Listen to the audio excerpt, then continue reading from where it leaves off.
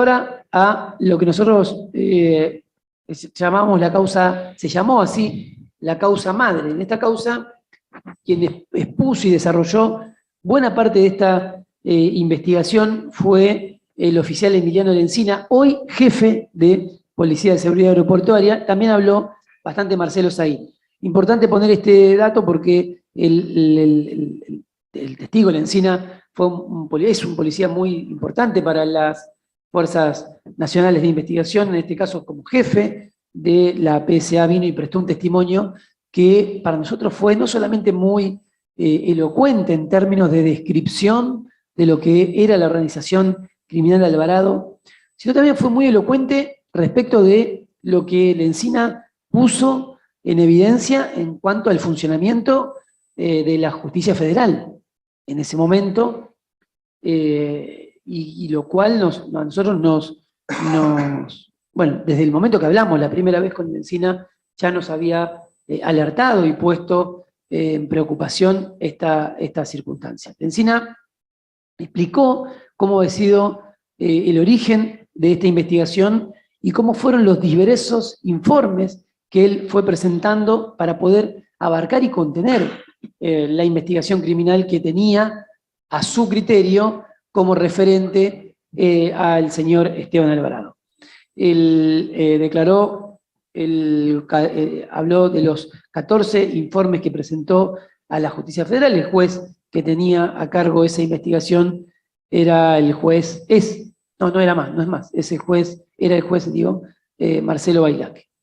Él, como bien contó, esta causa 5433 del 2013 se inicia por una denuncia que daba cuenta de la existencia de una banda, incluso mencionaba como de las más importantes de la ciudad de Rosario, que tenía como líder a Luis Medina y a su socio, Esteban Alvarado. Recordemos, ya para esta altura estaba detenido Esteban Alvarado días antes del homicidio del Pájaro Cantero. Nosotros lo notamos como relevante, esto lo dijimos en el relato de apertura y lo reiteramos ahora, porque era el momento en el cual comenzó una investigación por el homicidio del Pájaro Cantero. Es decir, como cuenta aquí Lencina, queda acreditado que en la jurisdicción federal había información, conocimiento de que había una organización adversa a los monos y que se disputaban, digamos, ya en ese momento con los monos, y muchos de los investigadores que trabajaron en el homicidio del descubrimiento de los homicidas de Cantero no tenían esta información, no tuvieron esta información a mano respecto de esta organización criminal adversa, de cómo estaba compuesta, cuáles eran sus ramificaciones, las personas que intervenían, los vínculos que tenían, etc.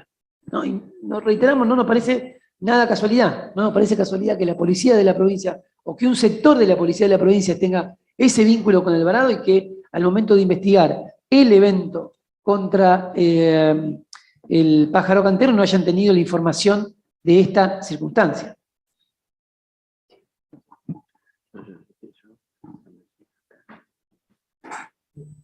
El 17 de mayo del 2013, la Fiscalía, a cargo del doctor Marcelo Di Giovanni, renuncia y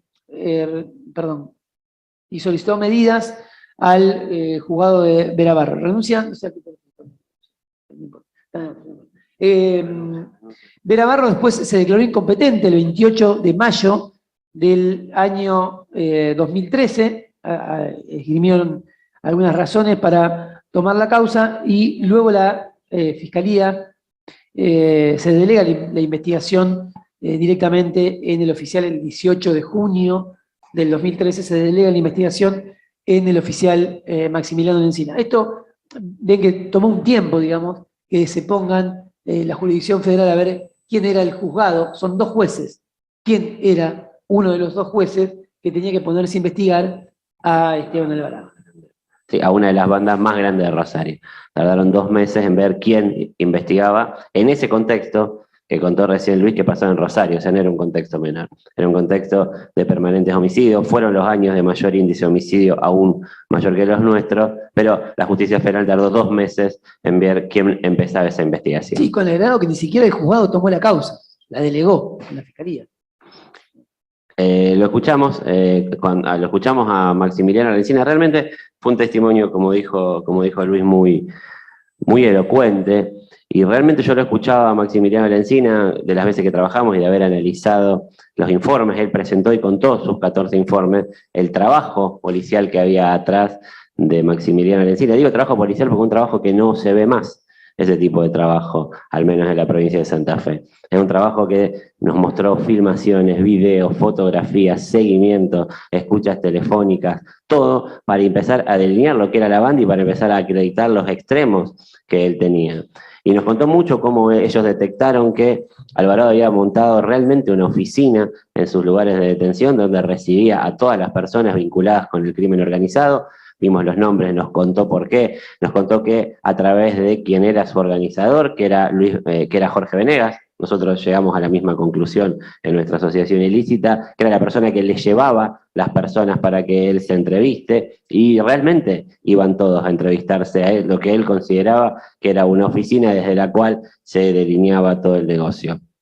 Marcó los lugares donde se realizaban la venta de estupefacientes, los lugares donde se almacenaban, contó el desprendimiento que Bertoque Tanchi, que Bertoque está condenado en esta causa como miembro de la asociación ilícita, y contó de qué manera que Bertoque con Tanchi organizaban parte de la logística para el traslado de los estupefacientes, de qué manera a través de camiones realizaban esos traslados, fotografió a todas esas personas en distintas reuniones que tenían, en un avance realmente significativo en muchos aspectos de la causa. Y perdón, yo quiero insistir con una cosa, que Bertoque era el jefe de la división judicial que estaba investigando a los monos. La investigación de los monos, aquí, no sé si está en el cuadro, en febrero del 14 se dicta el procesamiento contra la organización criminal de los monos. Ya Lencina estaba presentando informes sobre cómo estaba organizada esta organización criminal. No recuerdo cuál es el primer informe que menciona Lencina, en donde lo identifica que Bertoque, pero concomitantemente con esa investigación, Lencina estaba diciendo el jefe de esta organización, el jefe de la división judicial que está investigando lo que investigó los monos, era la persona que trabajaba para Esteban Alvarado trasladando droga. Esto pasó en Santa Fe. Y no salió en ningún diario. Mi primer informe de Lencina que nos contó, manifiesta que toma conocimiento de una investigación de la Unidad de Investigación Financiera de la UIF sobre el lavado de Alvarado y Medina. Vemos 2013, ya existían esos inicios de investigación, vimos quiénes eran las personas, también lo mencionamos ayer, pero estaba Alvarado, estaba Medina, incluso en ese mismo informe de la UIF estaba Lucio Maldonado, estaba René Ungaro, había un montón de personas que después explican mucho cómo se sucedieron las cosas, sobre todo a nivel de organizaciones delictivas en la provincia de Santa Fe. En el segundo informe de Lencina, que también lo contó, se empiezan a agregar los policías, las referencias a los policías. Contó mucho sobre cómo funcionaba el funcionamiento de los policías.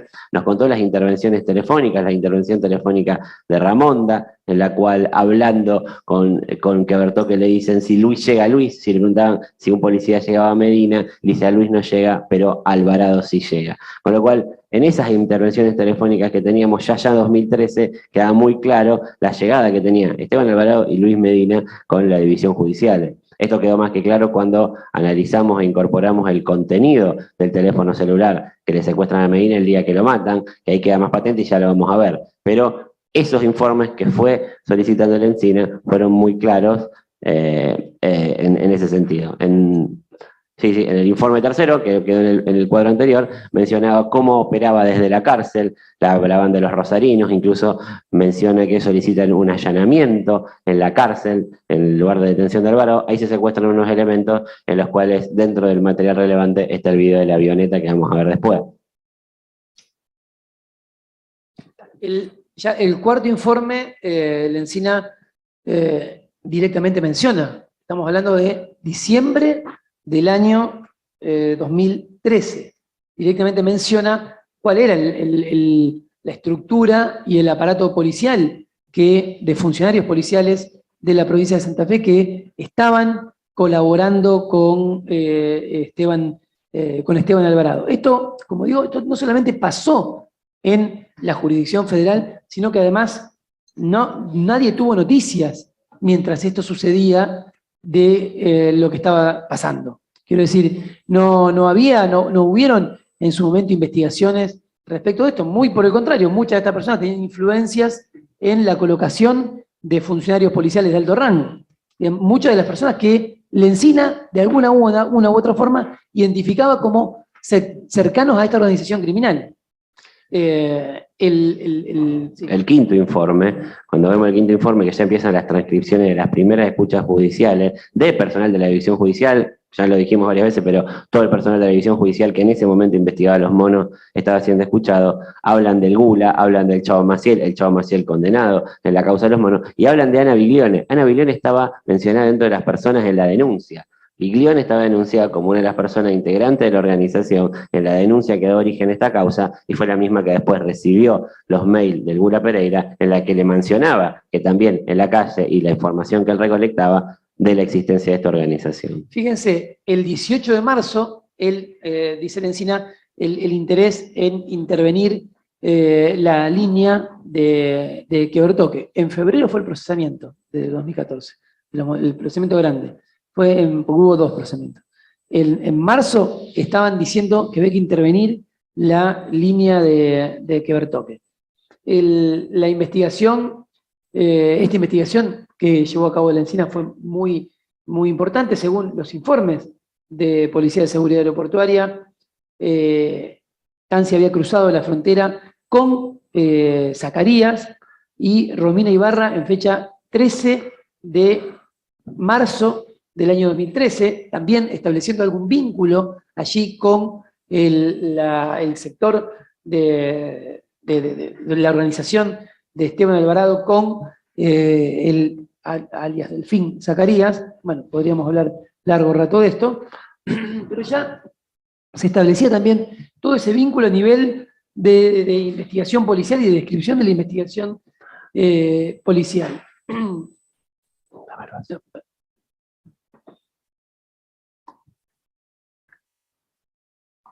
Luego, cuando fue la solicitud de intervención de Quebretoque, explicó Lencina allí, también se deriva una investigación que se llamó Desprendimiento, que era ahora con el objetivo de analizar toda esta investigación. En el sexto informe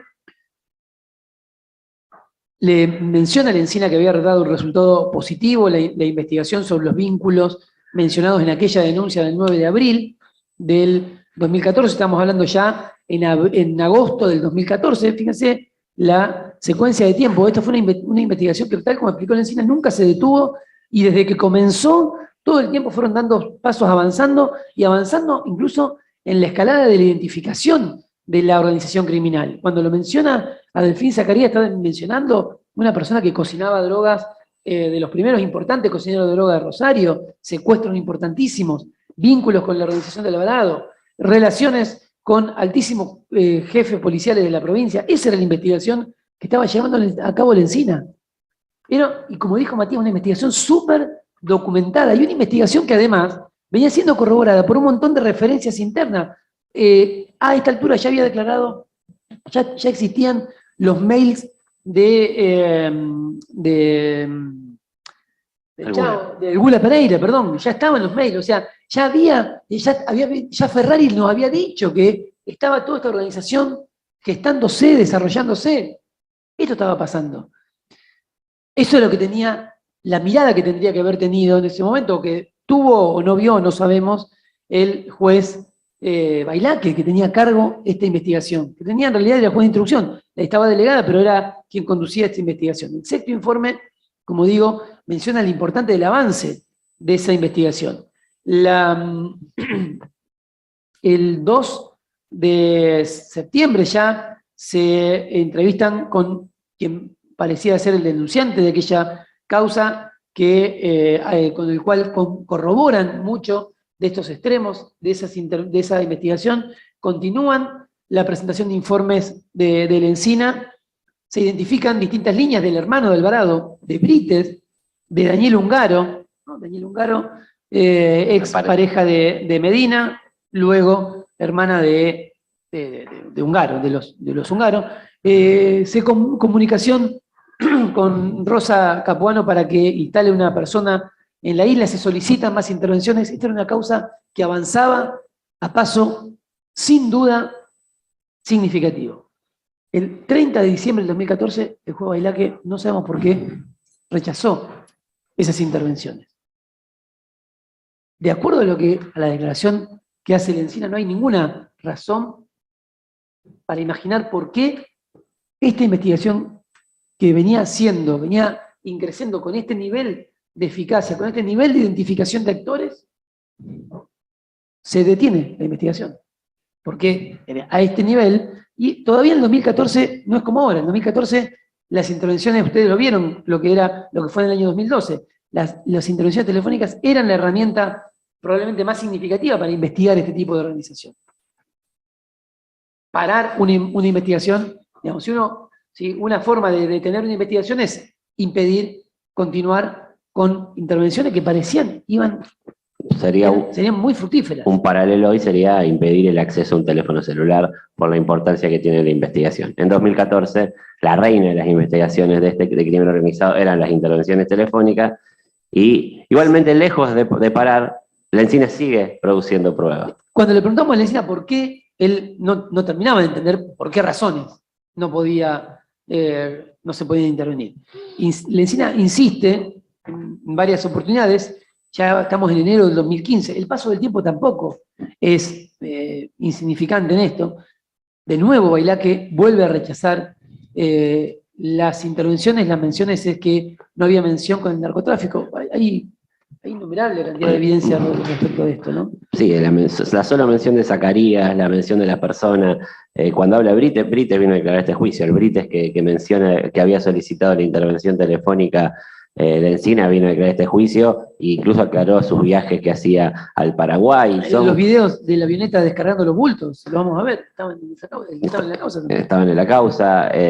Daniel Ungaro relacionado íntimamente con toda la red de drogas de los Ungaro, René Ungaro, el Bola Ungaro, incluso el Chapita Ungaro, son todas personas relacionadas con el tráfico de drogas y que es conocido por todos. El 18 de marzo Bailaque vuelve a rechazar las intervenciones, lo cual el mismo día también el propio Lencina incluye otro trabajo insistiendo, más de 50 páginas del informe, sobre el trabajo de campo que había hecho con Venegas, con los vehículos, con Jorge Laferrara. Fíjense, ya estábamos hablando de 2015.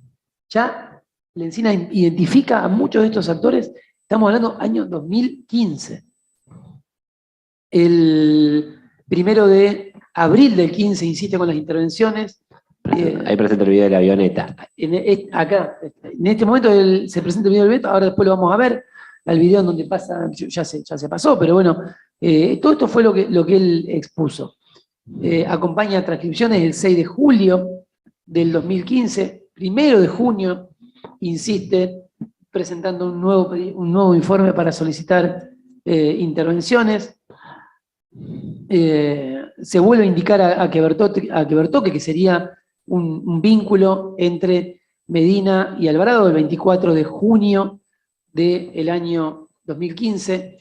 El 23 de septiembre, de acuerdo a lo que fue declarado, el juez Beramarro solicita la causa ad effectum videndi en el marco de otra investigación. Ya en octubre, Bailaque consulta él. Ahora Bailaque le hace la consulta a Lencina si seguían interesados en esa intervención. Estamos hablando 14 de octubre del 2015 y el primer rechazo fue el 30 de diciembre del 14. Es decir, este tiempo pasó y en este momento entonces es cuando el propio Bailaque le pregunta a Lencina si efectivamente interesaba continuar con esta investigación. Imagínense lo que habrá pensado Lencina, puede pedirle tantas veces que le pregunte si sigue interesado. Él presenta un nuevo informe y el 20 del 11 de 2015, 11 meses después, se autorizan las intervenciones que por supuesto dieron todas un resultado negativo porque las líneas no eran más las líneas, Ese es el problema que pasa cuando pasa tiempo en las intervenciones. Como vimos sobradamente durante el transcurso de esta investigación, las personas cambian permanente de línea y uno de los elementos importantes de las intervenciones telefónicas es seguirlas activas, porque uno puede seguir a través del seguimiento de emails y del email de los teléfonos y un montón de herramientas, ir siguiendo las intervenciones telefónicas e ir pudiendo volver a intervenir las nuevas líneas. Bueno, acá no se escuchó nada porque las líneas se habían caído.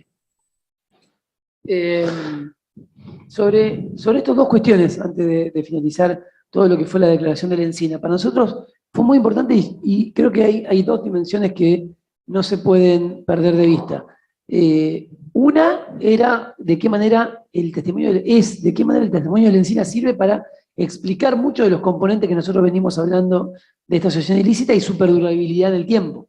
Estos actores que fue identificando la Encina estaban claramente visualizados ya en el año 2013, como bien lo explicó él en su testimonio, y los vínculos y las relaciones con la organización criminal. En segundo lugar también, es muy significativo y no puede pasarnos por alto la manera en que se llevó a cabo esta investigación en varios sentidos.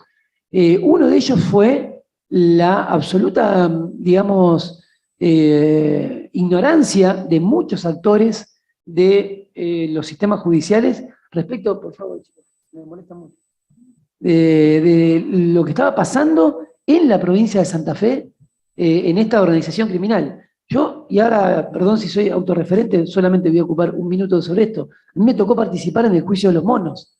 Yo fui fiscal del juicio de los monos. Nosotros, en el juicio de los monos, nos enteramos de la investigación policial que había sobre la organización criminal que estaba investigando los monos cuando se expuso en la sala de audiencia un audio del intervenido, que era el jefe de la división, uno de los jefes de división judiciales.